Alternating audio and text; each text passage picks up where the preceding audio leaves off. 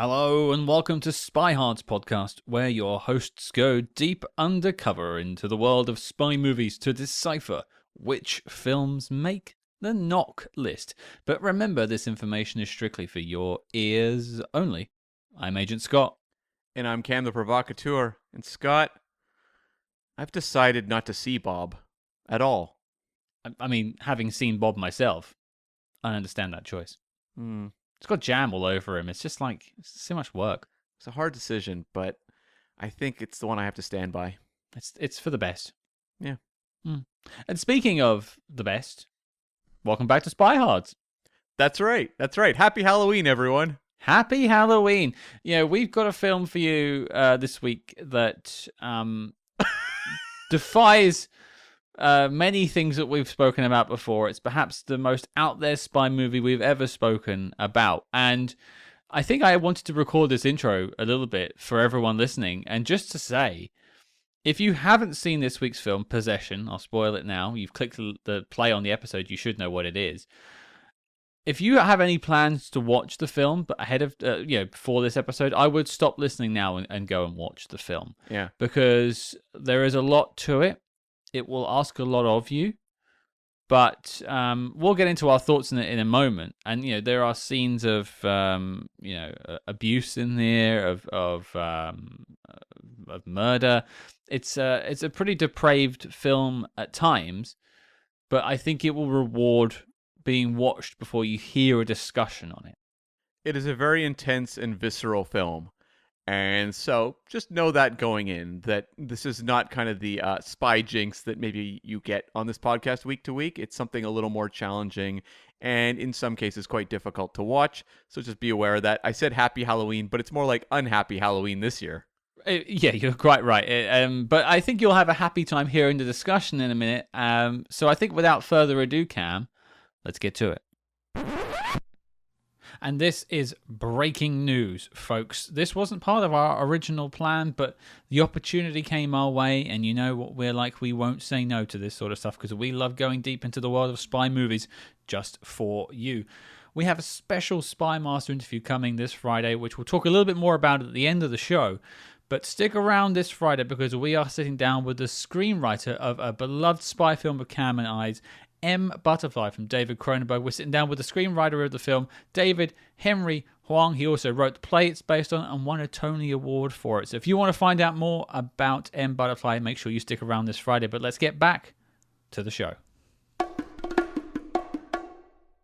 Cam, we have a film this week that I feel incredibly out of my depth talking about. But then again, I feel out of my depth talking about anything because I don't know anything. So I've called in an expert. Making his third appearance on the show, it is Fangoria Editor-in-Chief, the real expert here, Mr. Phil Nobile Jr. Hello, sir. How are you? I'm good, except I'm very not comfortable being called an expert on this movie. But, we'll get into that. I think there's one expert on this movie, and it's the person who made it. But, let's get into it.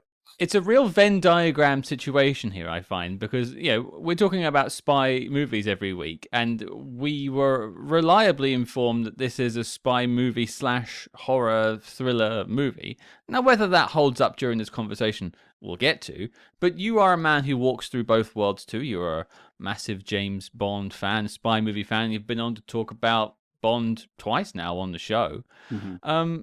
But let's sort of trace that back a little bit. We've obviously spoken about your sort of past with James Bond before. But to your knowledge, are there any other, apart from this question mark, spy movies that walk the line between spy movies and horror films? I think if you loosen your grip on the definition a little bit, you'll find stuff that kind of careens or swipes past one or both genres. Off the top of my head, I know Existenz has a sort of an espionage plot. Okay. It's a David Cronenberg film, but it's about like kind of corporate espionage about video game developers, and turns into a real mind trip about, is this real or is this the game? But its plot is spy adjacent, I would say. Okay. And there's a real weird one called The Final Program. It was released in the States as The Last Days of Man on Earth. And it's a Michael Moorcock adaptation. And it's about a kind of secret agent, but it very quickly turns into a sort of sci-fi cosmic horror thing. And it's by Robert Fuest, who was a director mostly known for directing The Abominable Dr. Phibes, but he also got his start on The Avengers, the TV series, The Avengers. So it's kind of like a real like swinging 70s spy meets cosmic horror kind of thing. It's there's no other movie like it, and I recommend it. But I think it's interesting that the instances that we can come up with of spy and horror are very weird outliers, singular experiences. There's not like a slasher entry that's also a spy movie. Do you know what I mean? It's weird that it hasn't really done that yet. You feel like they could have had a more cohesive clash in the past where these two genres had come together. Yeah, like it's the closest we've got the opening of Friday the 13th Part 6. Yes. With Jason doing the Bond intro. Yeah. He does his little machete version of the gun barrel, yes. Yeah, and I'm trying to think, when you asked me to do this, I was trying to think of like what would be the commonalities between these two genres. And I think, aside from Bond escapism and that sort of thing, spy movies are about uncertainty and about things not being what they seem. There's a good spy thriller comes with a set of anxieties that I think feed paranoia and feed some of the same emotions that a horror movie might feed. So there should be more of them, you would think. But we're like scraping our brains to come up with a handful at the moment. There's one more that I was hoping you'd bring up, but you didn't, and it's on our list of films to tackle. It's got about 10 different names around the world. It's called Roboman, Who, a bunch. I've got some here. The Man in the Steel Mask, The Prisoner of the Skull. It's the same film. Okay. What country is this? It was actually a British production. Really? Yeah. It stars Trevor Howard and Elliot Gould. And Trevor Howard basically plays a spy that defects to communist Russia, then comes back. But he comes back as a robot. Okay. Half man, half robot. And the rest of the film is like Elliot Gould trying to interrogate him to find out if it is the same man. And he's like, it's still Trevor Howard in like silver paint on his face and he's all like disfigured and stuff. So it's quite like, it's got a little bit of a horror edge to it about a man like assimilated in a way. But yeah, that one is such a curio for me. I have a lot of time for Who. I gotta see this. It sounds amazing, frankly. And there's also like the Cronenberg movies that we'll tackle, because I know like Scanners has some espionage elements, and then his son Brandon Cronenberg, you've got Possessor. Yes. And we talked about M. Butterfly. So it's interesting that like when we talk about horror or kind of that kind of edgier crossover, a lot of it is Cronenberg tied. Yeah. I mean, let me know when you want to get into Cronenberg, but I've written a lot about Cronenberg and how he's like known for his body horror and physical mutation and physical evolution, but always side by side he's always equally interested in what the mutation, what the element that of the plot that has to do with biology, how that affects institutions and organizations, and a natural outcropping of that would be, government agencies and whatnot. And you see quite a few kind of just this side of realistic kind of fantastical government agencies in Cronenberg's work, going all the way up to his last movie, Crimes of the Future. He's interested in bureaucracy and government infrastructure, I think. And so espionage becomes part of that. And it's interesting, in the intro you said you wouldn't call yourself an expert. We just spent the last 5 minutes chronicling these crossovers, and you were the man introducing a bunch of these films. I think there's a couple you've listed. I've written one down that's not on our list. I've just checked. So I think you are our expert. Congratulations. To be specific, I refuse to be called an expert on Possession. That movie. Yeah. I mean, if someone's telling you they're an expert on Possession, that person's trying to sell you something. And, caveat emptor, as they say. Well, I think that actually spins us off beautifully, because we're going to talk about a synthesis between, a horror and spy movies. Maybe it is Halloween season. This week is of Halloween. This episode's coming out. We've picked a film that walks those worlds. Cam, what are we talking about? Yes, we are tackling 1981's Possession, starring Isabelle Adjani and Sam Neill. A film I had no idea about until today when I sat down to watch it, and I think I've got a lot to say. I'm hoping everyone else does. But and in the intro, we did kind of introduce the film a little bit and sort of gave a little bit of a preview of it. But if you haven't seen Possession, I would urge you to stop listening and maybe go and watch it if you're ready for it. And we'll get into maybe why you need to brace yourself for Possession. But here is your synopsis for the film. Possession. Inhuman ecstasy fulfilled. Okay. Yep, that's a line. A young woman left her family for an unspecified reason. The husband determined to find out the truth and starts following his wife. At first, he suspects that a man is involved, but gradually he finds out more and more strange behaviors and bizarre incidents that indicate something more than a possessed love affair. I mean, if you are being forced to write a synopsis or market this movie, that's about as good as you can do. I was quite fascinated going into the backstory of this, which we'll get into in a second, but like how this was a video nasty in the UK and basically got banned. I find that, well, I understand maybe why, but this has a whole history behind it, which we'll get into. But Can you explain? Sorry, what are the video nasties? To my knowledge, I mean, I'm the person who put his hands up and say he's not a big fan of the horror genre. It's a genre I tend to skip. I'm sorry, Phil, don't come for me. It's just, thank you. Thank you for waving me down. But yeah, video nasties, to the best of my recollection, are basically what were banned videos in the UK. I think the video nasties in the US were known as like these sort of, behind the counter movies that you'd have to ask for at the video store, and they couldn't really display them. But in the UK, they were basically all banned by this act. I can't remember the exact name of, but there were a lot of films that all got swept up in this act that they just couldn't sell or show in theaters. So I think for a long time you couldn't even get a copy of Possession in the UK for love nor money. I'm not sure about North America though, so I will throw it to the experts in the room when we get to the backstory. But I want to ask, because I know Phil has experienced Possession before, and we'll go to you in a second. But Cam, is this your first viewing of Possession as well? Yeah, it is. I had never seen it before. Okay. I'd heard the title passed around, but it just had never kind of popped up on my radar to watch. Well, I'll throw it to you then, Phil. I mean, we'll get into the meat of it, what we think about this film in a little bit. But before maybe you'd actually seen Possession, had you heard about Possession? Is it quite a big film in the horror genre that people look at? Right. So Possession was for many years a legendary movie that was talked about more than it was seen. If you've watched the film, and you both have, you can imagine what a hard sell that was.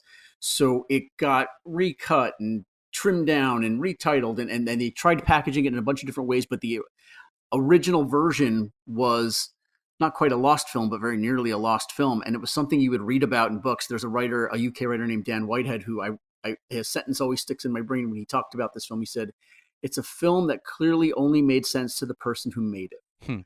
And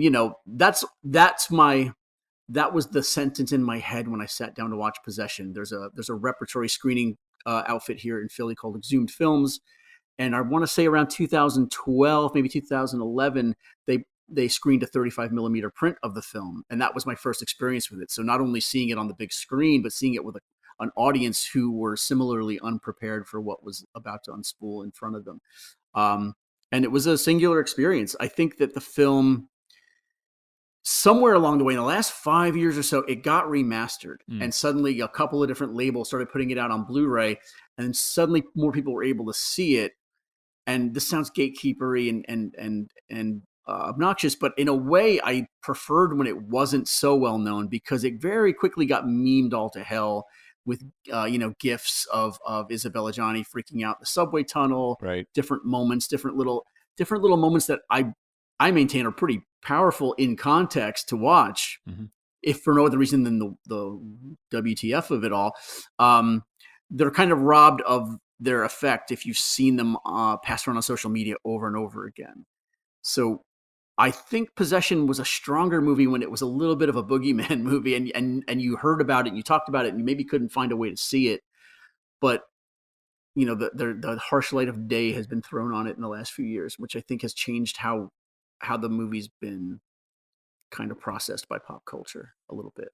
I'd say there's a similar effect with the 1984 BBC apocalyptic film Threads, which was again sort of a lost film for a long time. It played on TV, And there was, I think, a VHS copy for a while, but then it got a remaster on Blu-ray a couple of years ago, and they did some behind-the-scenes interviews and things like that. And now everyone's seen Threads, but like I remember it being screened in like school, and like just it scaring the living daylights out of people. And I've seen it a couple of times, and it is a horrific view of the realities of post-apocalyptic Britain. Right. But yeah, now everyone just puts up pictures of the traffic warden with a machine gun. And it's like, well, that's not really what the film is necessarily about, but Yes. okay, I get it. Well, let's get into Possession a little bit, Cam. I mean, we've sort of already laid down some foundations on its backstory. Yeah. But, I mean, a film this legendary, how does it come to be? Well, it's written and directed by Andrzej Zulawski. And I was curious, Phil, was he a director that you're familiar with outside of Possession? His films are, they all share a similar reputation as Possession. There's a sci-fi one called On the Silver Globe, I think. Yes. Yes. That one was definitely a problem. That one's a real endurance test. I've seen that one screened big screen as well. It's as impenetrable as Possession, but it's probably less fun to watch with a crowd. I'll say that. Yeah, he's a very fiercely independent, individualist filmmaker who you do not. There's a shrinking, I say, number of filmmakers who have no influence or no other filmic DNA in their own work, and I think Zulawski is one of them. He's a complete original. I would definitely say that after watching Possession, for sure. 'Cause, yeah, he was not someone I was that familiar with, but he got his start in the late 50s. He wrote and directed a short called Le Sorcier, and then worked as an assistant director with Polish director Andrzej Wajda. And he was a big kind of rock star in the world of film at that point, in Polish film. And he was with him for much of the 60s. And then in 1971, he directed the third part of Night, which was a Polish World War II drama.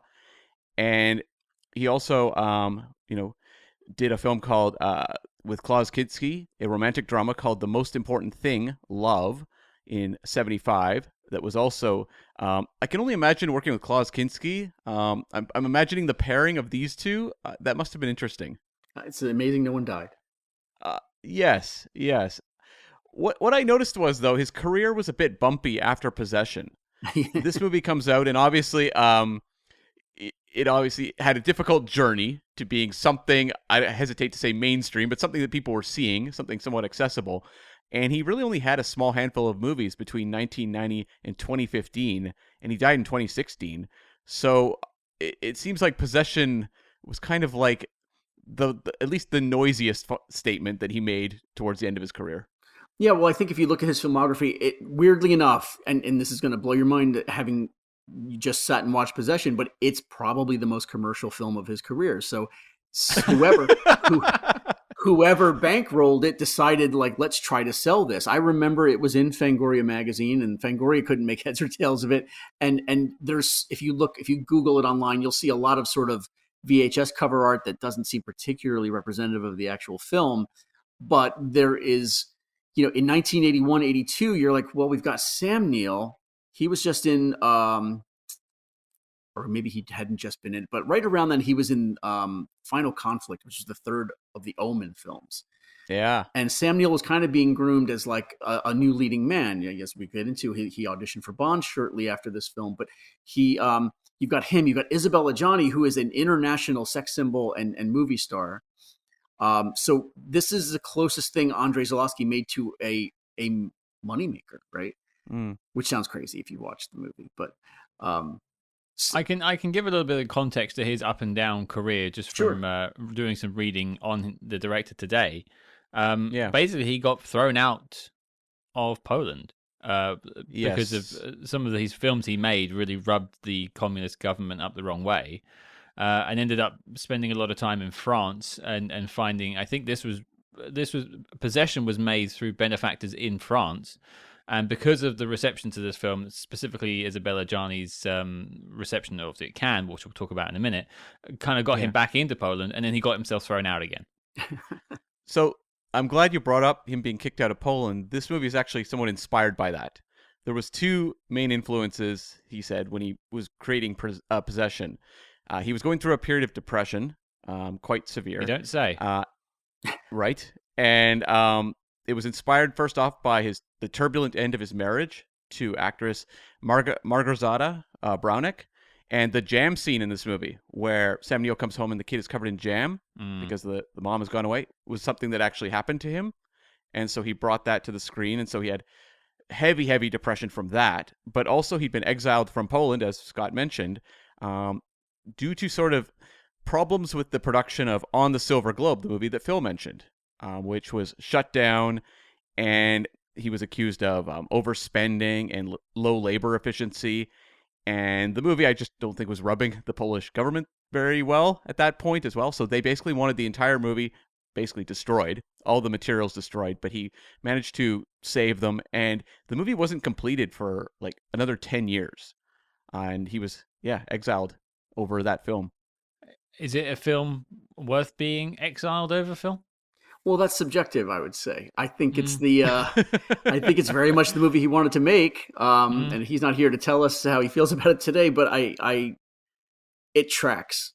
How's that? Does that sound? No, that tracks. Okay, I'm with you. Yeah, and so this was actually his first English language film, and he had approached Monaco-born director and screenwriter Danielle Thompson to work on it with him, but she didn't end up working on it. She pointed him in the direction of writer Frederick Tootin, who's a New York-born American novelist and writer. He's best known for the book Tintin in the New World from 1993, which transplants the character Tintin into like a realistic world and kind of has the dichotomy between the two. And this guy has like a barren filmography. This is his primary film work. And if you go to his Wikipedia page, it's like a footnote at the very bottom of his Wikipedia page. But it was sort of a merging of these two talents. And he was handed a 20-page outline for Possession and said it was an incredibly fresh and madly surrealist story. And so that's what kind of drew him in. And he helped flesh out what would ultimately become a 2-hour journey. It's certainly a journey. Journey felt like the right word to use there, right? Yeah, really. You are changed by the end, like you should be in any journey. Mm-hmm. Yes. And Isabelle Adjani was the first choice for the movie, but there was question whether she would actually sign on. And so they actually looked at Judy Davis taking the lead. And it was, I guess, a little bit of the Robin Williams in Tim Burton's Batman situation, where they wanted Jack Nicholson.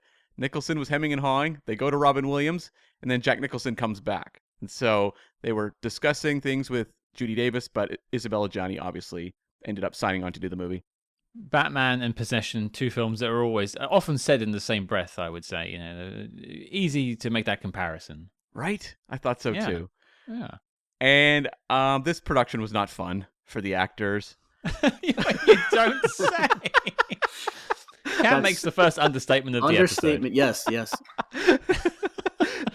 Isabelle Adjani later said she basically had PTSD from this film. She does. I do. There were like, right? There were rumors. I don't know how accurate they are, or if it's a little bit of the mystique surrounding something like going to another Batman reference, Heath Ledger post The Dark Knight. But there was rumors that she attempted suicide because of this movie, and they were printed in like legit publications. I don't know if it's true. That's for her to know. But there was like a kind of a cloak that was put on this movie and this performance. Yeah, I mean, it's a lot for any actor to go through. I think we'll get into it, but Isabella and Sam both put in, I think, everything they had to offer on the day in this film. There was nothing left during this production for them. Yeah, and I have a quote from Sam Neill about the production as well. He said, "I call it the most extreme film I've ever made, in every possible respect. And he asked of us things I wouldn't and couldn't go to now. And I think I only just escaped that film with my sanity barely intact." I mean, put it on the poster. Like, if that doesn't make you want to watch this movie, then I can't help you. Yeah, it's a severe movie, and I think that's part of its appeal. But it also, we can sit here and say it over and over and over again, but I don't think you really get it until you sit down and watch this movie. Just exactly how heightened that vibe is. It's such a severe thing, and when I revisit it now, I think one thing I would say pay attention to the absolutely heroic handheld camera work in this film. Like, Mm. That person, I believe it's a Steadicam or a Panaglide. But what you need to know about that kind of equipment is that it's painful to wear. Like a 35 millimeter film camera is a very heavy piece of equipment, and the Steadicam that was only developed in '76 Oh, okay. by a guy named Garrett Brown. To wear that for more than a few minutes at a time really will like do a number on your back. And there is some insane Steadicam camera work in this movie. He's pushing everybody. He's not like the story is Isabelle Adjani and Sam Neill. I want to talk to the director of photography and see if he survived this, because it's everybody's going top speed at 11 for a movie they very likely do not understand. And I think that's very like that's my takeaway when I watch this now. I'm like, does anybody in this movie know why they're doing this or what's happening? Yeah. I will actually just point out as well, the cinematographer of the film is Mr. Bruno Newton, and he's still with us, and he's won BAFTAs since, and so many other awards, and he's not working anymore, but he had quite the career. Yeah, it's beautifully shot. Well, it's a nice looking movie. There's a scene very early on, one of the only spy bits in the entire film, where there's a boardroom scene, and the cameraman is just doing circles around the table, and it just like you could just do a wide shot of that entire scene. It's only 3 minutes long, and just let them talk. But no, they're gonna spin you around like a whirl, and it makes you feel dizzy. Yeah, it's all very intentional. Yeah. And so this movie had a budget of $2.4 million. It was not a box office smash. Worldwide, it did $1.2 million. As we said, it found its life later. The top three for the year: number 1 was Raiders of the Lost Ark. Number 2 is On Golden Pond. And number 3 was Superman 2. All movies that have a lot in common with possession. That would be a weird like double bill: Superman 2 and a Possession. Right, Zod and God, or godlessness. Yeah. Yeah, that works. And a few final postscripts. Isabelle Adjani won Best Actress at the 1981 Cannes Film Festival, and also the French Best Actress at the César Awards in '82, which is basically the French Oscars. The American release of this was slashed to ribbons. It was cut down by as much as a third in some cases.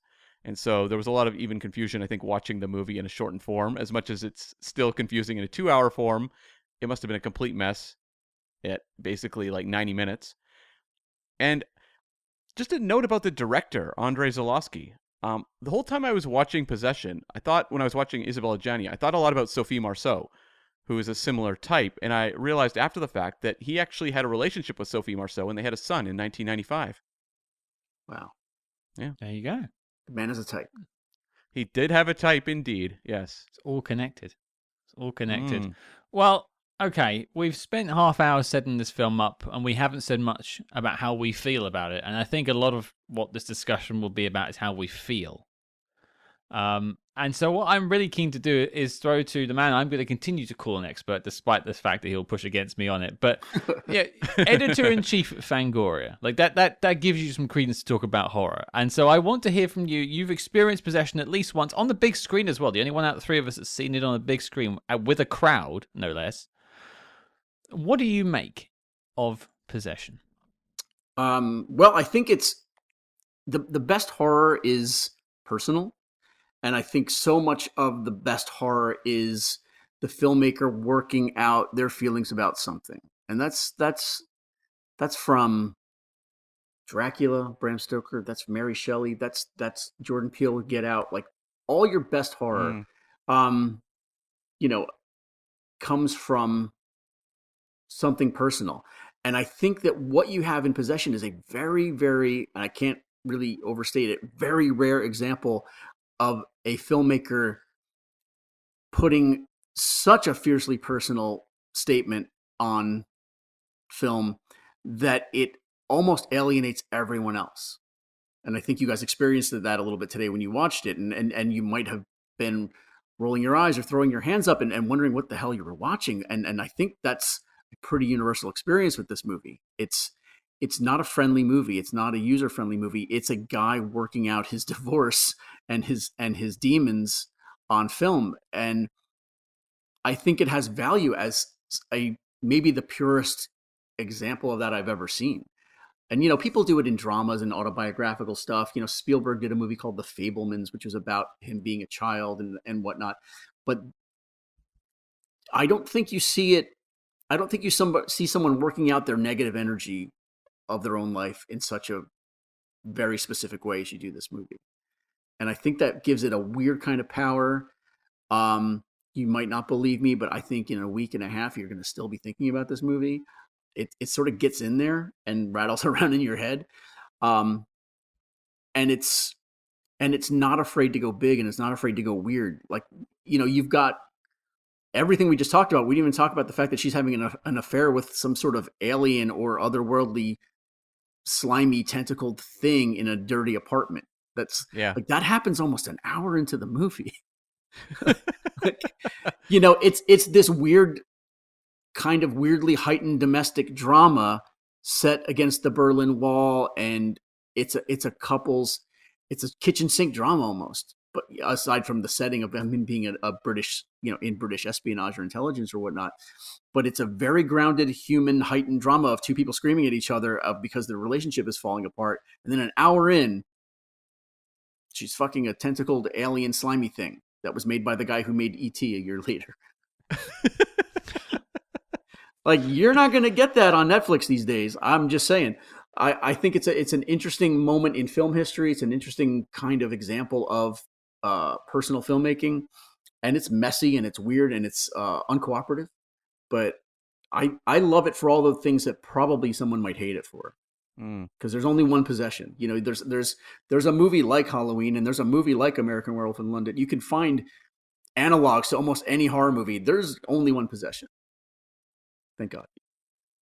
Yeah. I was like, yeah, that really feels accurate. I can't think of anything I've ever seen that even feels like possession. I've seen movies that maybe try to, or have a similar like aesthetic in what they're trying to communicate, but nothing that actually feels like this movie. It's interesting. Unique is one of the words that's in my notes, and I've underlined it. And there's nothing that can necessarily prepare you to watch Possession. Like, you can read all the essays or watch all the YouTube breakdowns you'd like. Ultimately, you're going to sit down and experience 2 hours of something you've never seen before, and you will never see again, unless you rewatch the film. And some people will find themselves possessed to do so, and all the power to them if that's what they're looking for. I mean, if they're big hentai fans, sure, there's a bit of that in here. Oh yeah. Cam apparently is. That was an enthusiastic, oh yeah. It really was, wasn't it? That's the real scare we got in this episode was Cam's admittal there, I think. Oh boy, we'll be unpacking that one for years. I'm the guy who doesn't watch a lot of horror films. Like, I literally watched The Exorcist for the first time a week ago. Yeah. That's hand on heart, not even a lie. I'm not. How'd that go? I actually really enjoyed it. It was quite a moving film, actually. A bit of a religious background myself as well, so it was like, yeah, there was something to that. And that's on the Patreon this week, folks. Tune in on spyhards.com. Patreon.com/spyhards. Cheap plug of the episode. There you go. There it is. Thank you. So I had no bearings. I just walked into this film like, I know Isabelle Adjani, I know Sam Neill. They were my anchors, my touchstones to walk into this. And I've been through breakups before. And like, I think the first hour, I was trying to make sense of the film, and I was really struggling with it. But I'm a guy who quite likes David Lynch films. And so about an hour in, I realized I was basically watching a David Lynch film. Like, surrealist, just completely out there. It's not going to give you the answers. It's just going to ask you more questions. So really, it's about just experiencing the film. And that's how I took it for the last hour. Like, I don't for any second believe that tentacle monster existed or the duplicates existed. I think this is all just an extrapolation of... Personally, I think this is an extrapolation of what Sam Neill's character was going through in his withdrawal when he was on that bed. Right. Like that, I think this is all just an escapist thing in his mind. But that's the sort of conversations this film will lead you into. And I think that's what's really exciting about Possession, because you'll watch it and then you'll want to talk about it. Maybe into a therapist, but you'll want to talk about it. And, this film will challenge you. And that is not something I get to say very often on Spyhards. There are a lot of these spy films, especially the recent ones in the last 20 years, that just feel like copy and paste. oh, look, we have a guy who stumbles into the spy world. Oh, he becomes a great spy and gets the girl. Yip-de-doo, we've done it again, everyone. And that's fine. And you can do really exciting things with that program. But this is so unique. And I'm glad I didn't have all these years of horror movies like behind me going into this. I had nothing to compare it to. And it sounds like both of you, even with all this experience you both have, are saying this is still a very unique experience. And I think ultimately my take on it is it's an interesting film. There's a lot to take from it. The performances, and I want to get into that. I think Sam Neill and Isabelle Adjani they do everything possible to sell you this film. That scene in the subway where she gives birth or has a breakdown, whatever you miscarries. Perhaps I have once described it as she has a miscarriage out her ears, and I think that's probably not too far from the truth. Yeah, like that. She's just running liquids out of her orifices, and it's and that's all you can say. It's something to behold. Yeah, and yes. that's and you need to watch it for that very reason, to find the challenge in it, and hopefully you'll accept that challenge and you'll vibe with the film. But I can definitely understand why this alienated a lot of people. Yeah. I mean, it's I can only imagine like someone who's showing up in 1981 just to see this in a theater in a probably cut down version, and they're probably seeing it because maybe they're just big horror fans and just sitting there going like, "Oh, this is not what I thought I was buying a ticket to." I mean, we'll get into the grandeur in a second, but Cam, you're the last man standing here. What did you make of Possession? Well, I'm glad that you mentioned The Exorcist because, I've seen Exorcist several times, but I couldn't help but think of that movie a lot in this film where it's portraying something that is very unsettling and horrific in just a very matter-of-fact way. So it's often about what you bring to it. It's not about the director, barreling the camera down hallways like Sam Raimi or something like that. And I love Sam Raimi, but I don't know if I want to see Sam Raimi's Possession. That might be a little weird. It's so much of it is just kind of you bringing yourself to it and trying to interpret the filmmaker. And often I do the research for the movies before I watch them. I didn't with this one for no real reason, but it was fascinating to watch the movie and then sit down and read about Zulawski and read about the deep depression he was in making the movie and going, oh, okay, that makes a lot more sense to me. Like what he's bringing to this. It's kind of like he's trying to express something that's very, very difficult to express to anyone, much less to convey through film. And it is such this like descent into a mood that is, you could say, unpleasant, but I never found off-putting or like it never pushed me away from the movie. I always felt like I was drawn into what he was trying to convey, and a lot of that came from the performances, obviously, which I'm sure we'll talk about. But surrealist filmmaking, I love David Lynch too, Scott. I love, Jodorowsky. There is an art to it that is very difficult, I think. And it's often almost, I find personally, very difficult to explain why it doesn't work versus why it does. Mm-hmm. And you can say it's the director having a vision that manages to be carried from beginning to end, but I'm sure I've seen examples where it didn't work, where the director also felt the same way, like he achieved what he set out to do. And there's something about just being able to lock into kind of the vibe of the movie and go with it and just accept it for what it is and be drawn in. This movie had that. I was, immersed for 2 hours. I never was feeling like, oh boy, this has really been stretching on for 2 hours. And that, to me, there's an art to that. And I've seen surrealist films that were probably like 90 minutes where I was like, oh my God, get me out of here. I can't watch this anymore. And so like Possession was a case where I could see myself watching it again, which for a movie that's so loaded with incredibly repelling imagery is like a real, that's pretty impressive to me. I think that, and I completely agree. I think there is something to be said about a rewatch of this and things you can probably draw from it. And I think, going off of your point a little bit there, Cam, I'm glad you didn't do the research beforehand. I'm glad you went in with nothing. Yeah. And just took it, because I think a lot of people will maybe watch this film because we're talking about it, or listen to it and then they're going to watch it afterwards. And I just will tell them to just don't have any expectations going into it, because you just need to just meet it on its level. Bringing it back to spy movies for a second, and also tying into Phil, your visit to the show many years ago when we talked about Never Say Never Again. and Thunderball. Thunderball is often referred to as a vibe piece. Now, the vibe I get from Thunderball is boredom or sleepiness. The vibe I get from this film is anxiety and sadness. But it's successful in portraying those emotions and actually drawing something out of the viewer. And I don't think a lot can be said for a lot of other films where like you actually genuinely feel something whilst you're watching this. It is ultimately a breakup movie between two people. That's the core of it. And I think all three of us have been through, I imagine most of the listeners have been through a breakup at some point in their lives. Hopefully not to this extent. God willing. Yeah, but like there is something you on a human level you can understand in the DNA of this film. You can put yourself in one of those two shoes and feel that isolation that this goes through. And like there is this whole hunt within this film about trying to find the perfect versions of yourself.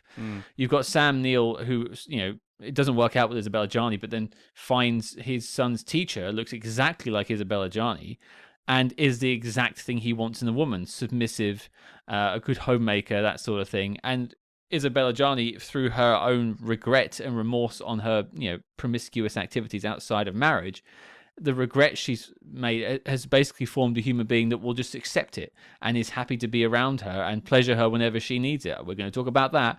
But, I think we can all say that we've tried to change people that we've been with in the past. We've all been guilty of trying to like do that in some way or form. Maybe you two aren't, I'm the baddie here, but like there's so much in this film. Watching it, I could put myself in the position of and be like, yeah, I do kind of get this emotion that clearly the director was going through. Well, I mean, I've been trying to change you as a co-host for years, but failing miserably, you know. That hate mail you send me is very personalized. You know, the other thing that you're talking about there is, in terms of the film being relatable, is the, you know, when a relationship is ending and it's ending badly, and maybe there's another person involved, like the horrible feeling of like, oh, she's with him now. Like this movie kind of double dips on that one with the tentacled thing, but also with Heinrich, who is like those scenes. I think those scenes are amazing. Yeah, because like Sam Neill has been completely cuckolded by this guy, and he's like, and then the guy's giving him this sort of effete kung fu moves, where he's just he doesn't even need.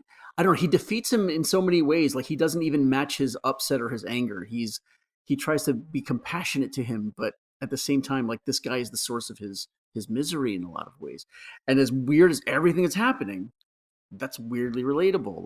Like a new dude trying to deal with the jilted ex, is a universality, I think, in human experience. And so, weirdly, like the movie takes its craziness and it just sort of like careens or dovetails into wholly relatable emotions.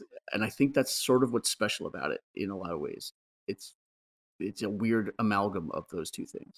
Well, I like that, like, the Heinrich character, on one hand, he's skin crawling. It's like, this is the guy that, you know, my wife is going to run to? Yes. Really? It's your new fashion icon, by the way, Cam, I assume. He's an incredible character. Like, I was, like, howling at almost every scene, which is another thing that's really interesting about this movie, is that as much as it's melancholy and just disgusting at times, it's also quite funny. On purpose. There's a lot of comedic stuff here, that I was genuinely laughing. And the fact that, like, Heinrich, as much as he's like a cartoon character of what you'd imagine your wife might run to, he's also human. He has, you know, he cares about people. We see he's, you know, living with his mother that he cares about. He's someone who actually is somewhat sympathetic. And by the end, I actually felt more sympathy for him than a lot of, you know, than Sam Neill, at least in terms of what he was doing. Well, he tried to help. Like, he actually sought help for Isabelle Adjani's character several times. Anna was the character's name. Like, he tries to help her in several times. Let's get into likes. You kind of pivoted us there a little bit, Cam. But Phil, I want to throw it to you. Something that stands out you really like about the film, a positive for the film. Positive. I feel like I've been pretty positive about it, but I think the way it is unconcerned with what you know the language of film to be. I mean, Cam was mentioning about, like, you know, just giving yourself over to the movie. I think this movie is such a wonderful opportunity to, like, see where your thresholds are for giving yourself over to a movie. And I know we joked about like comparing it to Batman, but like, is it that different than I'm going to watch this movie where a guy dresses up in a costume and beats up criminals, and we accept that because of conditioning. But this movie and its set of rules and its set of aesthetics really do challenge you to give yourself over to the thing. And that's something I really like about it. I know we talked about the cinematography. I'm really impressed with the cinematography. But you asked for one thing. To me, it's the living example of what the film is in terms of challenging your notions about what a movie's supposed to be and what it's supposed to do. And you mentioned the cinematography there. Just I want to comment on that because at a certain point, much of this movie becomes these characters who are like almost searching for a higher meaning. And yet the way the film is conveyed, whenever, there's windows or they're outside, it's just a pitiless white sky. Like there is just nothing there. And so it's like these characters who are existing almost within a void, searching for something. And I thought that played very well with a movie where it's often written, it feels like the characters are talking around things, which is also interesting in terms of like a relationship crumbling, to have characters who aren't directly saying what is actually going on. So the audience is getting frustrated, but you can imagine the characters are getting frustrated. And then to have also just this, this white sky that just feels like it's so cold, and also streets that are completely empty. It just has this like kind of this couple is just locked in this kind of like one situation together, and there's nothing around them. And I'll also add in, I think this does a really good job of capturing the energy of Berlin around the time. I mean, you've got the wall still existed at this point, and many times throughout the film, you see Sam Neill peeking out from his curtain, looking at the wall into East Berlin. And you've got to remember, contextually, Berlin was basically surrounded by a communist state. West Berlin was, I should say, and it was an island unto itself. The isolation felt by its people at the time, it was this Western oracle, like gemstone in the midst of this grayness. And I think this film does a really good job of actually just portraying how isolating that was for its citizens at the time. And that's a lot through the eye of the camera and just the shots of the streets, and everything just looked glum and drained, and everyone just nothing looks happy. There is no joy in this film from a visual standpoint, I would say. There is moments of funniness and joy from time to time. Someone's having a very good time with that tentacle at one point, but it does a very good job of just jumping on the cinematography point. I think there's a really good job there of just capturing the coldness. Yeah, and you have that scene where she's being pursued by the PI, and it's just empty streets. I mean, if someone's trying to go incognito and follow someone, this is not the place to be doing it because it's so obvious. But, the way he's following her onto the train and then through the streets, it's like, it just feels like there's a weight to that just empty city in that kind of Cold War scenario. You compare that to like 1998's The Avengers. Yeah. Okay. And that is a city, that is London with 0 people in it. Okay, True. That's because they couldn't afford extras. We heard that from Jeremiah. Now, that wasn't on purpose. That wasn't a storytelling thing. That was literally just because they didn't really think to have like background people or other cars on the streets, and so it stands out in a weird way. Whereas this actually builds like the character of the city. It actually adds flavor to the film. This desolation, isolation, any otheration you'd like, of just what's happening in Berlin. It's a little bit of extra flavoring for the film, and it just adds again to that tension that's building all the way to the end, where the last scene is, you could interpret it as end of days. Well, and also if the writer-director is going through intense depression, that's very isolating. And so he's kind of conveying that as well in the movie, that experience and that feeling. Well, what about you, Cam? Something you want to talk about you like? I mean, the performances are astonishing in this movie. And I couldn't believe just how entirely committed they were. Because they ask a lot of these actors. And I think both Isabelle Adjani and Sam Neill, I mean, there's a braveness to what they have to do. I mean, Isabelle Adjani, it's not just that, that miscarriage scene in the tunnel leading to the subway, which is riveting. Like, talk about just go for broke. I know they did 2 takes of that scene because he said the first one was the one they were going to use, but they had to do a second one just for safety purposes, for if they needed footage. And so that it was done for that reason, but he felt like he could not ask her to do that again. And so, like, you can understand why. And, when Phil was saying it's been used for, like, memes and GIFs online, that just feels so cheap considering, like, the level of investment in that moment. Like, for Isabelle Adjani, that's not an easy thing to do.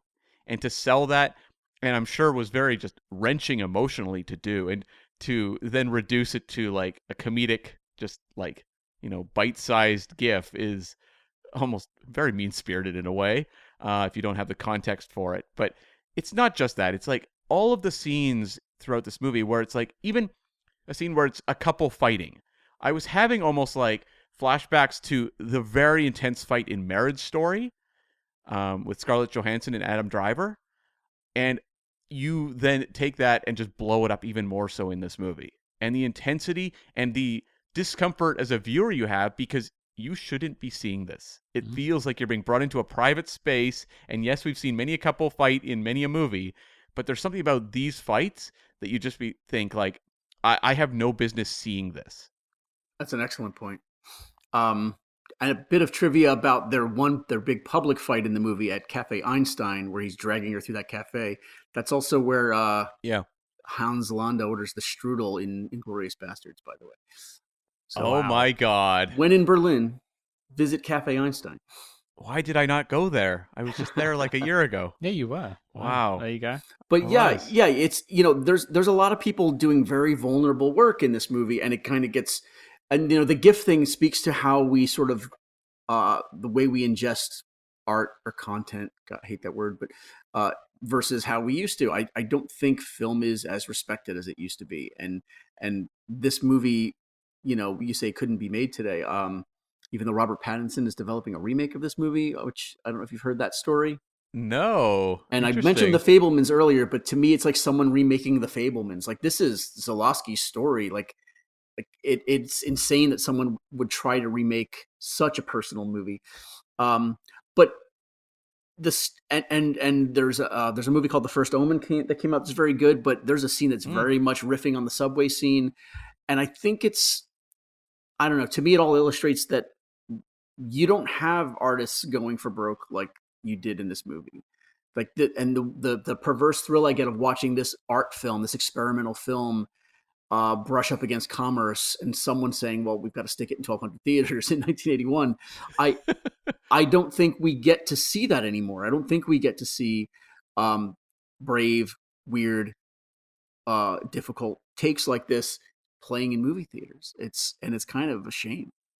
I mean, unless the closest I can even think of, and it's not really comparable in terms of, there's nothing that can really compare to Possession, but I saw the TV Glow, which I saw in theaters fairly recently, which, it has body horror elements. It's not audience friendly necessarily, but again, that's a small release, and it's not something that, as you said, is going to be in like 1,200 theaters. It's certainly a much quieter film, and I think that people were able to find things in there in the themes and whatnot that probably because they had like a minute to think, whereas Possession is a bit of an assault on the viewer, somewhat. Yeah, maybe the substance is a little bit of an assault, maybe more so on a viewer. Substance, I love The Substance. Yeah, it's great. Yeah. Have you seen that one yet, Scott? I have not. I actually am sort of adding it to my watch list, but I think that'll be an at-home watch. It's a very divisive movie, and if you, I had to watch it at home for work, but people that see it with a crowd say it's a really special experience. So, maybe. I saw it with a crowd, yes. It was very much when the movie ended, there was 50% seemed really into it, and there was like 50% that I could hear audible, I did not enjoy that responses. Yeah. I mean, yeah, okay. So there are some extreme experiences happening out there, but I think that Substance is a bit of a broad satire, almost like on the level of Dr. Strangelove. I don't think it's as personal a film as what we see here with Possession. Totally. Like, this feels like you are very much seeing someone laid bare what they're emotionally going through, and that's not something that's very common. And I was going to say about the remake idea, the only way I could see it working would be if you had something like the Bad Lieutenant, follow up that, like where it was just like a very unique filmmaker just taking the concept and channeling their own self into it, but I can't imagine an actual remake. Yeah, I mean, I'll wait and see, but it just seems if there's ever a movie that shouldn't be remade for so many reasons, I feel like it's this one. Yeah. Well, just jumping off of both of your points, I want to use the word commitment because there is a real commitment to the bit here. And, we talk about Isabelle Adjani in the subway, which is a performance for the ages, but also like to just say that there's a scene where an actress is asked to have sex with a tentacled prop. Now, she's not actually doing it, of course. It's actually quite tastefully done, but it's not done satirically.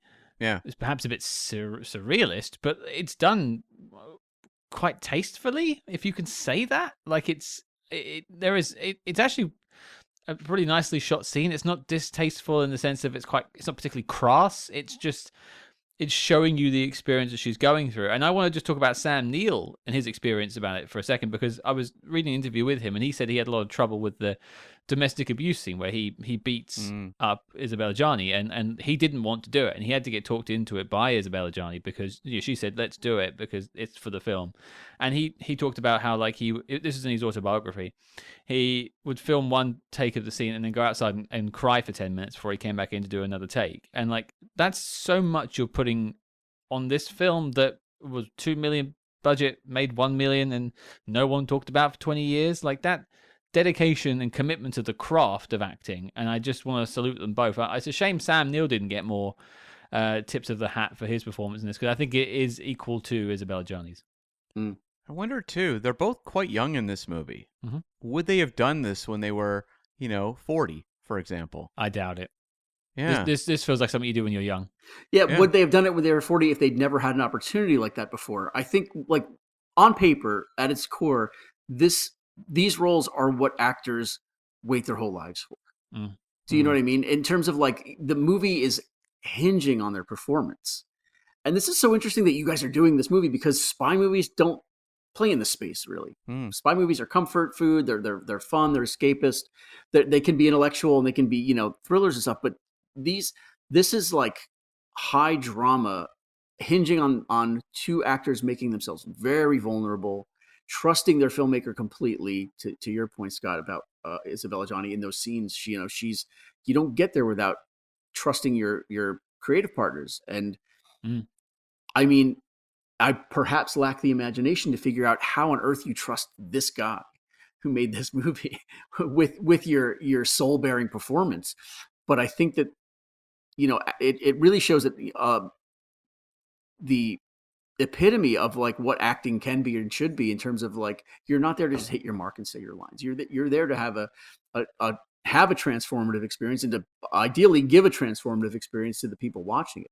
And I think that they both, whether it was because they were young or because they just hadn't had that moment before, they both recognized that opportunity and ate it up. For my two, well, I got two likes. They're smaller likes because I think we've covered really the main topics here. Firstly, I just want to give credit where it's due to the practical effects of that puppet. Yeah. Because it could have, again, I said it could have been very silly. This is, a tentacled, half-human blob that is slowly evolving into Sam Neill. It sounds bonkers, and yet it's done very well. I mean, the guy did it work with H.R. Geiger and went on to made E.T. and worked on the Alien films, I think, as well. Like, it has some credibility there. They picked the right guy for doing that. But, this film, and I think it goes back to my word commitment, but that prop could have been so bonkers. And I want to then jump into my second and that is to My Neighbors. Okay. I really like My Neighbors because they didn't put any complaints in against me for the sheer sound that my television was making during the viewing of this film. Because, folks, if you walk out of this episode and then go and watch Possession, maybe do it with headphones on, because you're probably going to disturb a few people. I thought you were going to say you invited them over to watch it with you.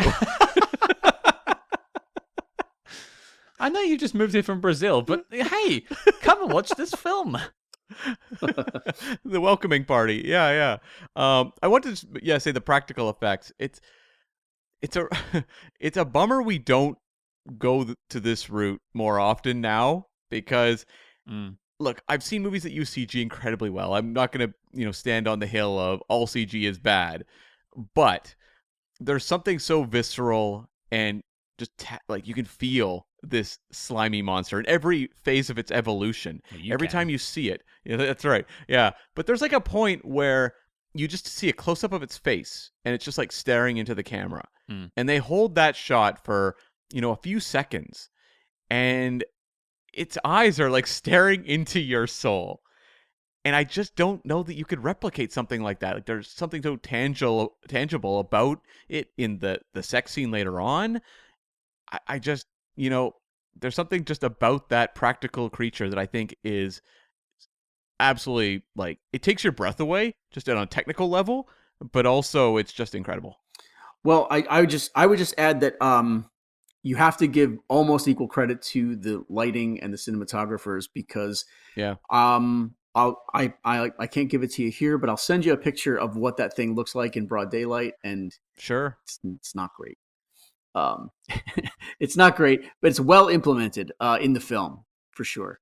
You have to know how to shoot practical effects, and in horror, you do see a lot of folks who do not know how to shoot practical effects properly. So, when you see this in broad daylight, the achievement becomes even more impressive because, like, it does really look, uncanny and wrong and kind of unsettling in the film. I can only imagine, what it looks like. I'd love to see this. Yeah, you'll have to send me this photo, but I've obviously Scott and I go to Star Trek cons all the time. We've seen a lot of Star Trek props up close. They never look good. And so it's a real tribute to filmmakers who can take these effects and make them look and feel real. Yes. We interrupt this program to bring you a special report. Red alert, Spyhards, we are shaking things up over on the Patreon page. That's right, we are launching an exclusive new show where we tackle the exploits of the small screen's greatest secret agents, like Jack Bauer, George Smiley, and beyond. And don't forget, every month you also get 2 Agents in the Field episodes where we decode the adventures of your favorite spy actors in their biggest non-spy movies. But Cam, tell the people what we have coming up next. Folks, bid October and the spooky season adieu by catching up with our latest Patreon offerings. That's right, reviews of The Exorcist and Shaun of the Dead, plus the 2017 Taken TV pilot. A Taken TV show without Liam Neeson? Now that is scary. So strap on your Condor Man wings and soar into the future with us over at patreon.com/spyhards. But before Big O zaps us with a red pulsating laser, let's get back to the Spy Jinx. Well, let's spin it over to the downsides. Dislikes, do we have any, and what would we like to talk about? Phil, you're up first. Is there something you'd like to critique about Possession? Gosh, I don't know.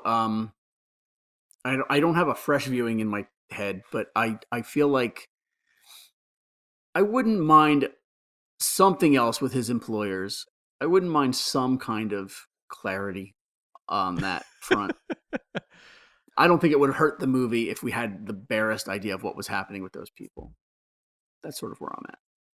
Especially because it's in the first 5 minutes and the last 5 minutes, and that's basically it. Yeah.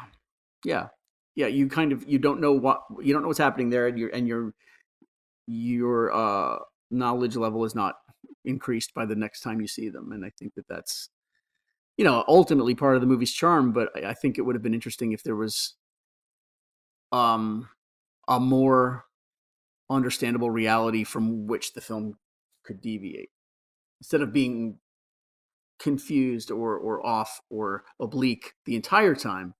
Like if he descended into this space that the film sort of lives in from a more understandable spot. Well, like, what is the spy plot of this movie? Because we talk about spy plots every week on the show. A lot of people listening will be questioning at this point why we're even talking about this film. So maybe this is the moment to sort of like lay out the spy plot. So Cam, take it away. Sure. So we kick off with a debriefing where he's saying to his employers he's finished the job. I think they said a vial had been passed or something like that. Sure. And he's leaving. but they mention that the subject had pink socks. That's basically the information we are given to take from the film. Mm-hmm. Sure. We do see those pink socks later. As I laughed out loud at that because it felt like it was being shown as a reveal. Remember that? Almost like, pink socks. And I'm like, that means nothing to me, but I think the filmmaker was in on the joke. I don't think that's I don't think that's clumsy. I think there's something amusing about that. But when we get to the end, it seems like the spy plot is closing in on ultimately where the film goes. Mm-hmm. I was a little confused for sure. I think there's a way of like weaving in the plot as a way of adding a little bit of pressure to Sam Neill's character, because really throughout the film, Isabelle Adjani's character is going through this oppressive force to like feed this monster, in whether that's a real monster or a mental monster, if you will. Whereas Sam Neill's sort of more dealing with the consequences of the breakup and having to raise the child by himself and wanting to get his wife back. But I think there is a world where you could have had a couple more minutes of like the spy people checking in at the 45 to 60 minute mark and being like, if you don't come back, we're going to lose this case. World War III is going to start, because at the end of the film, spoiler alert, both the main characters are dead through the hands of this spy network. They gun them down, and then their duplicates meet, and then what you hear, and it's alluded to, is basically World War III going off in the background as nuclear bombs are blowing up. Yeah. The implication, I read it as, because Sam Neill didn't complete his work and didn't do more of the mission, the world fell apart. Oh. That's how I read it. Okay. I don't know, like I felt like that was more like symbolic of like the entire world was this couple, and when they were destroyed, basically that was the end of that world. But I mean, it's very much open to interpretation. There's no right or wrong really on this one. I mean, the spy plot is interesting to me because it doesn't matter. It's really set up and ultimately a way to resolve the movie. Mm-hmm. But this movie, to a degree, wants you to relate to what this couple's going through, right? Mm-hmm. Not necessarily because you've been through exactly the same breakup they've been through, but there's human emotion that they want you to be drawing from this. It was an interesting decision, I think, to make him a secret agent, because that's not a relatable job. Like, a lot of movies would have made him a doctor, for example, or something. Like, something where people go, oh, okay, I understand that. Something saintly, something good. Yeah. The secret agent aspect works because it's set, during the Cold War at the Berlin Wall. Like, all that stuff feels very like atmospheric and lends a lot to the movie. But to actually make him a spy, other than people just understanding the tropes of a spy from cinema, I don't know that it's a relatable job.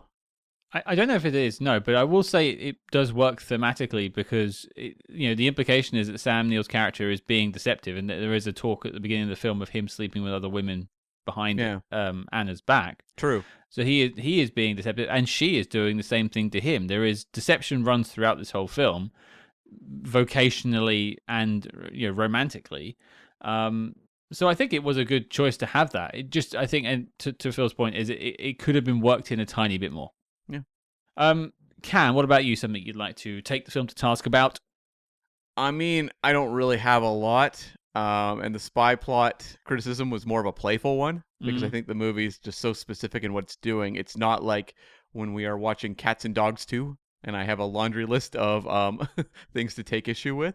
Weirdly, I'm in therapy for Cats and Dogs 2 and not this film. Sure. Yeah.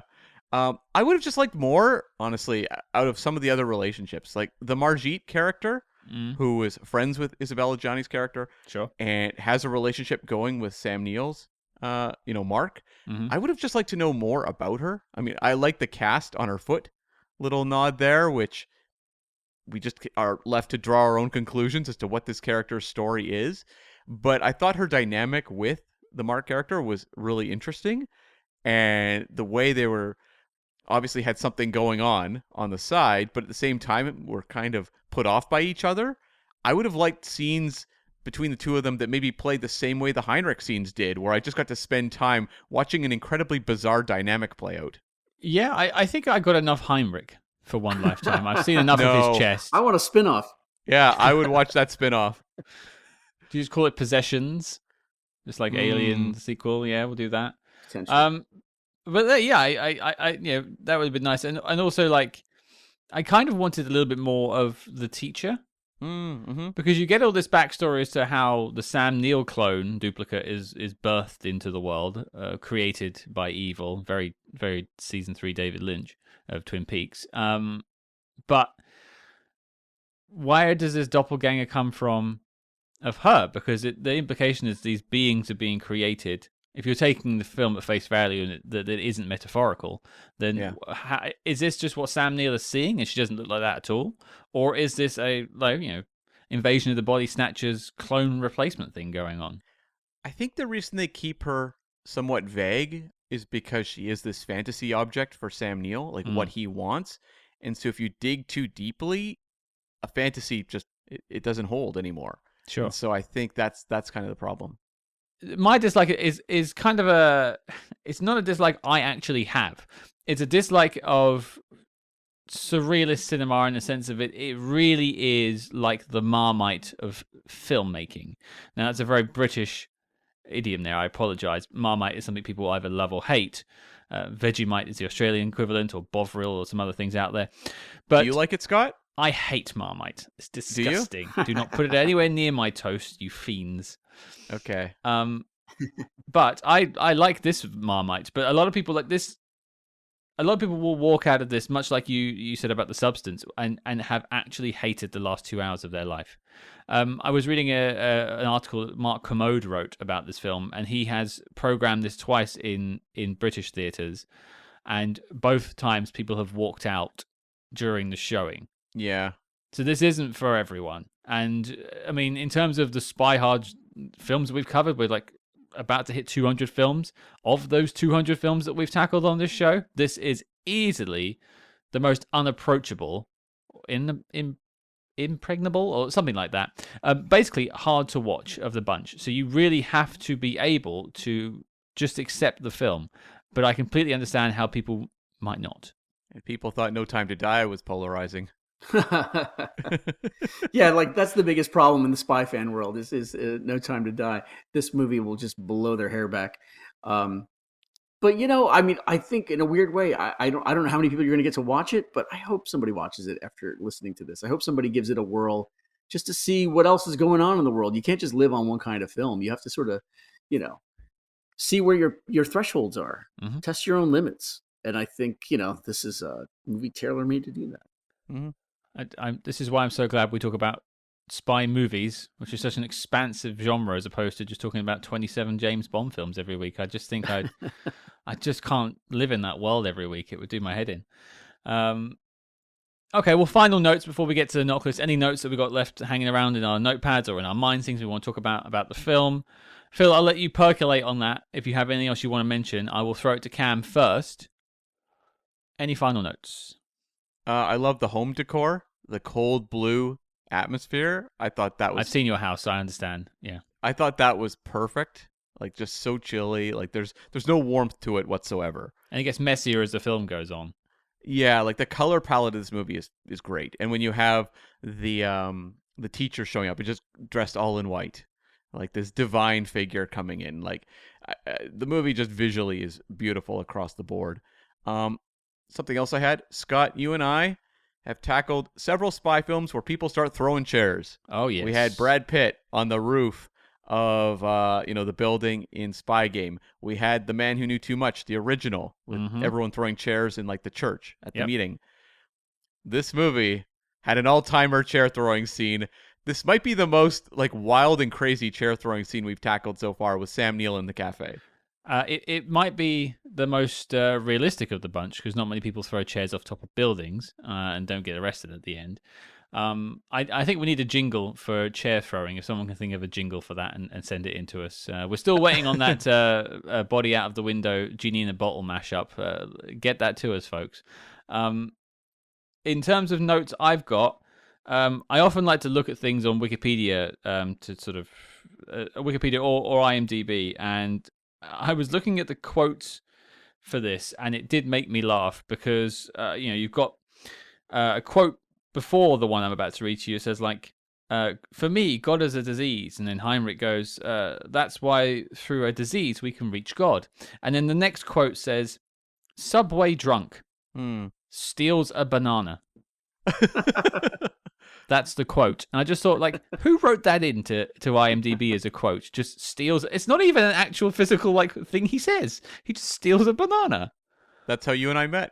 It is. We were on a Subway and you took one of the bananas out of my grocery bag, yeah. Exactly. The second note, according to IMDb, I haven't found this yet, but I'll try and find it and put it online. A little bit of a Bond connection for everyone. Rosamund Pike of Die Another Day fame reenacted this scene, the subway scene, in the Massive Attack video for Voodoo in My Blood. Well, I'll be watching that immediately. Wow. Yeah, so look out for that on your social media feeds. I'll post it this week. Maybe I'll do a little side-by-side. You just want to watch your ears when you hear Isabelle Adjani screaming. But yeah, a little bit of Bond trivia there. And last but not least is... There's more of a question for Cam, but feel free to chime in. Is this the furthest away from a spy film we've ever tackled?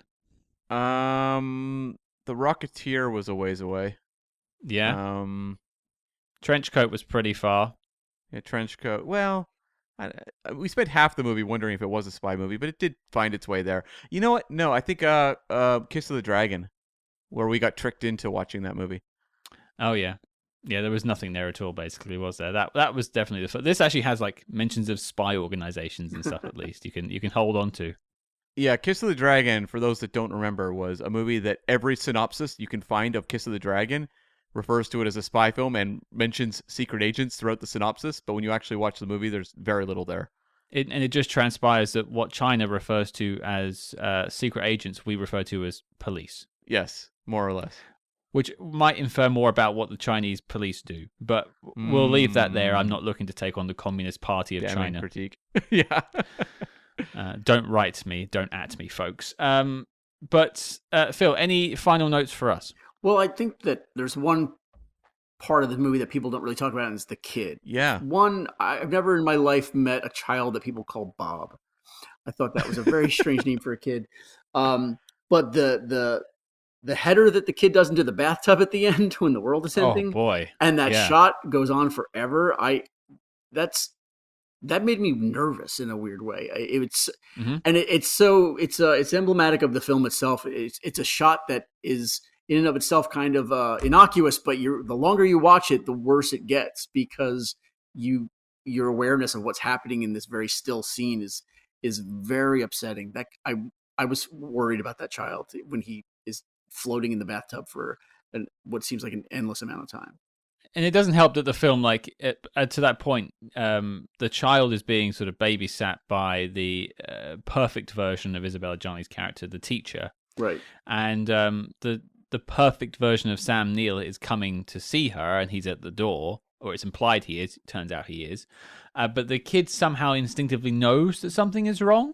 So he's begging her, don't open the door. He runs around the house screaming, don't open, don't open, don't open. Like, this kid was going through something, or at least the dubbing person was pretending to go through something. Sure. But, like, it's pretty harrowing to that point. And then, yeah, like Phil said, he takes a header into the water and just, like, flatlines in the water. It feels so, like, not right. Like, it just doesn't... It makes your skin crawl when you see it. Like, you almost want to reach into the screen and pull him out the water. Yes. But you know it's a film. And I think that just shows good filmmaking, really. I mean, this movie has obviously an apocalyptic ending, but had it not, how many years of therapy is Bob going through? He's theirs today. He's still there.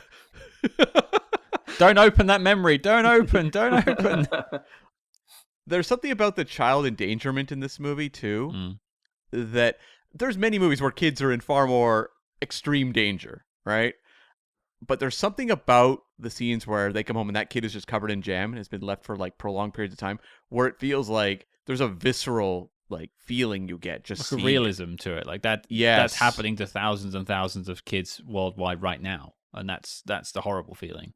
Yeah, and I never really felt like the kid was being presented in a way by the filmmaker that felt irresponsible, but just managed to convey a very, very like scarring childhood experience in a way that I thought was very effective. And like a lot of kids that have gone through those sort of experiences, you don't ever really read that on Bob. He's very resilient in the film, despite the fact that his mother is coming in and out of his life. His father is clearly going through something in front of Bob. I think it's actually, I think you're right, Phil, it doesn't get talked about a lot. The child actor, I'll give him credit where he's due. Find his name and read it out. It's Michael Hogbin. Michael Hogbin, well done. Yeah, he did a great job with it. Only credit. He just did Possession. That was enough. I can understand that. The parents were like, this was a bad idea putting our child into films. I think we'll focus on music or something instead. I don't know. Yeah. He's an accomplished cellist now. Yeah.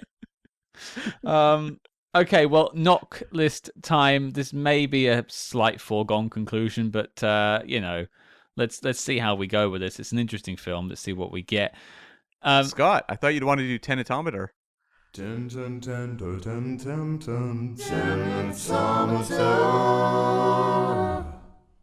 Oh, is it worth Tenetometering? I should make that one up. It is quite a labyrinthian plot. Yeah, do you want to explain it to Phil? Sure. Well, we have the knock list, which you've already voted on in the past. We also have the Tenetometer, which is a scale of 0 to 10. Tenet being the most complex spy film that's ever been crafted that no one can quite comprehend. 0 being something like Spy Kids 3. Where does Possession sit on the Tenetometer for you? Wow. I mean, am I judging it as a spy story or in and of itself, like on its own? Am I meeting the film where it is when I judge it on this meter, I guess? I'd go with your gut. What you think is the right answer is the right answer. Gotcha. I feel like this is a high 8. Ooh, Yeah. high 8. Only because I'm not sure what the spy plot really is. But the rest of the movie, I mean, I'm really excited and jazzed that we've kind of appreciated the film for what it is in this conversation, because this could have gone a whole other way. And I think that that's a testament to the movie not being, the movie's crazy and out there and all that stuff, but the movie isn't particularly tough to understand. But I do think that the spy plot tends to kick it up on the Tenetometer a little bit. Cam, what do you think? I'm going to go just a notch below and go a 7. Okay. But that's still pretty high, because in terms of a spy plot, the fact that we were like basically just filling in blanks, I mean, that speaks for itself. I mean, this is pretty impenetrable in terms of like figuring out what the actual spy plot is going on in this film. Yeah. So I'm actually going with Phil as an 8.5 on this one. This is, we recently Tenetometered Kremlin Letter and said that was quite high up, but at least that had a beginning, middle, and end. Sure. And that was like a low 6 or 7. So I think between the three of us, we basically got an 8 on the Tenetometer. I guess the difference for me is I didn't have to read the Wikipedia page 3 times. There you go. To make sense of it. So, and I did with Kremlin Letter. The Wikipedia page for this spy story is about 2 lines long, I'd say. Yeah. Okay, so on the Tenetometer, Possession is getting an 8. Knock list, though, is it making the list of the best spy movies of all time? Phil, last time you were on the show and you got a vote, it was for Never Say Never Again. It didn't make the list, much as that hurt my heart. Is Possession making the list of the best spy movies of all time? Gosh. This is very difficult. This is tough. Yeah, because there's so many different like metrics to measure it on. I mean, I can give you some sort of like scale in which we do let's it. hear it. So this is meant to be a list that we can like give to someone who asks us, what are the best spy movies? Like, what do I need to see for spy movies? I've never seen a single spy movie. And so you're getting stuff like Casino Royale. You're getting stuff like Goldfinger. Is it going up against North by Northwest? Is it going up against those films?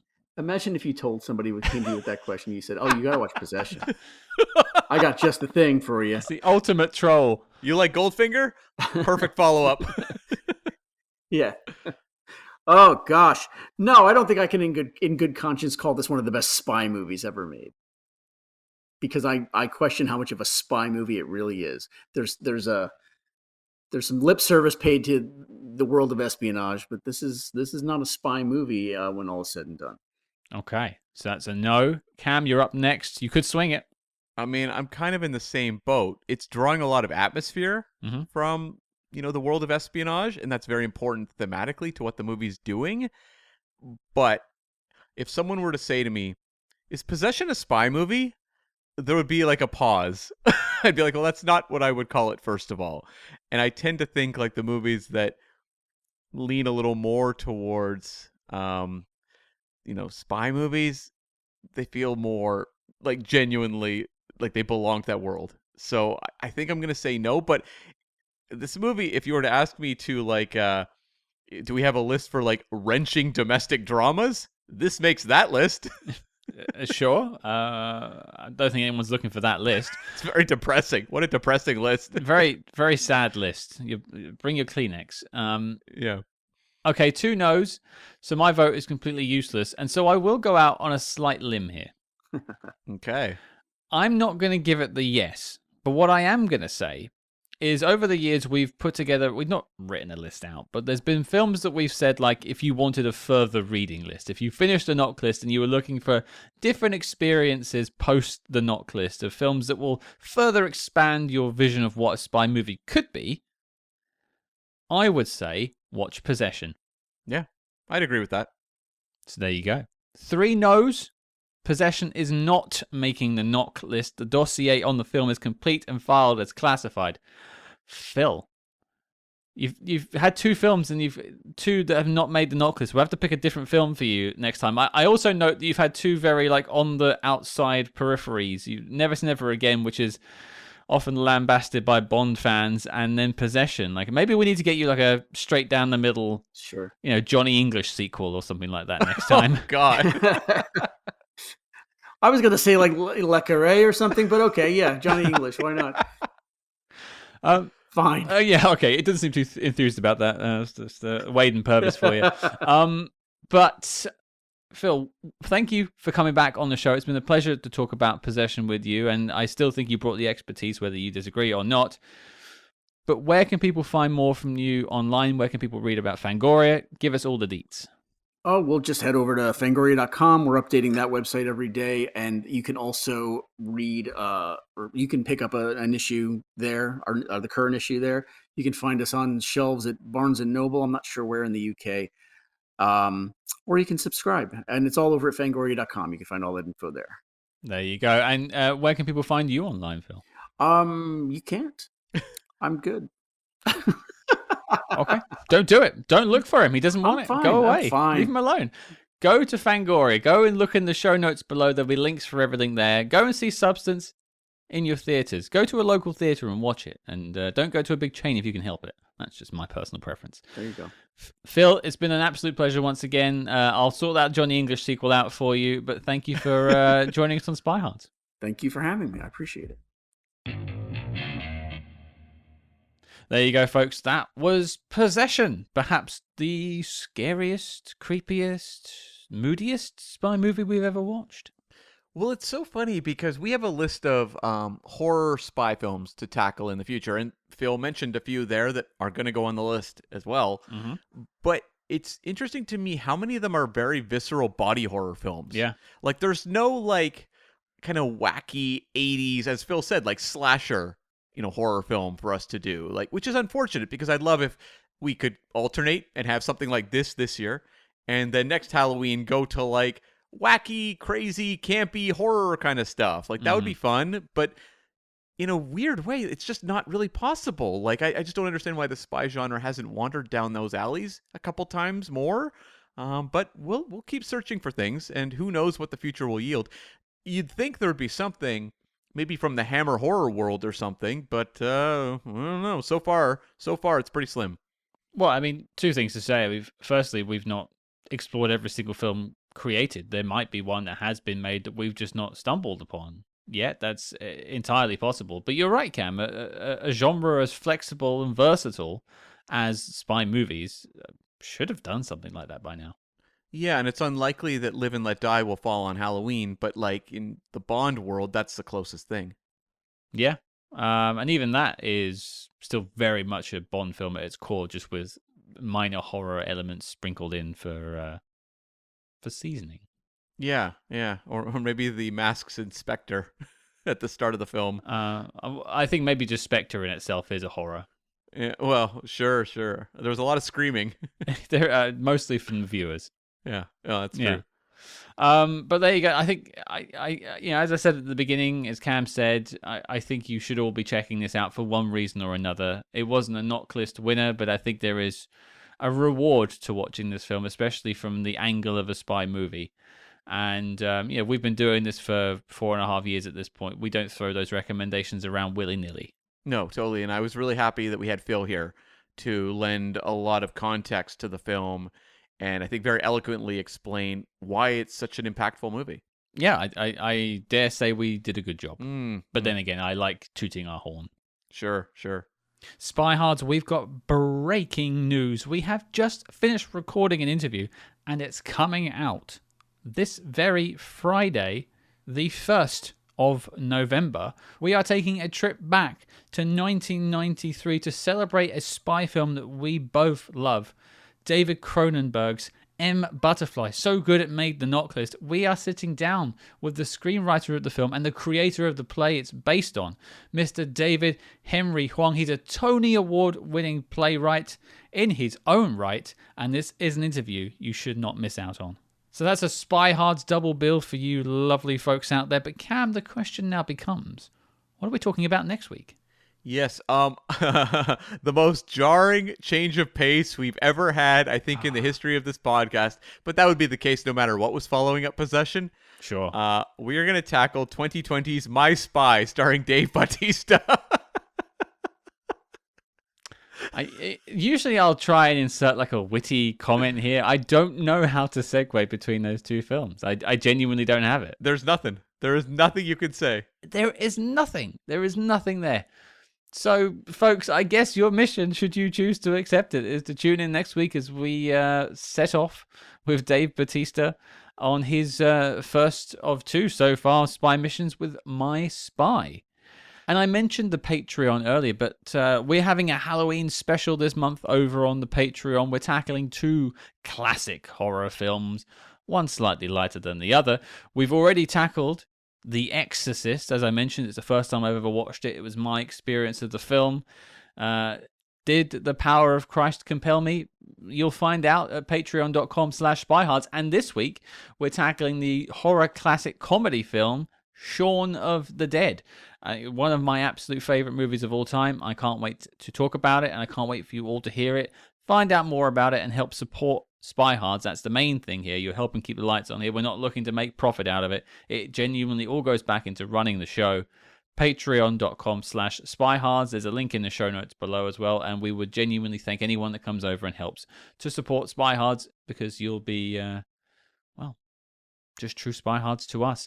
And if you want to join the discussion and talk to us a bit about what you thought about Possession, you can join us over on social media at Spyhards. That's SPYHARDS on Facebook, X, Instagram, Threads, TikTok, basically anywhere I can get an account these days.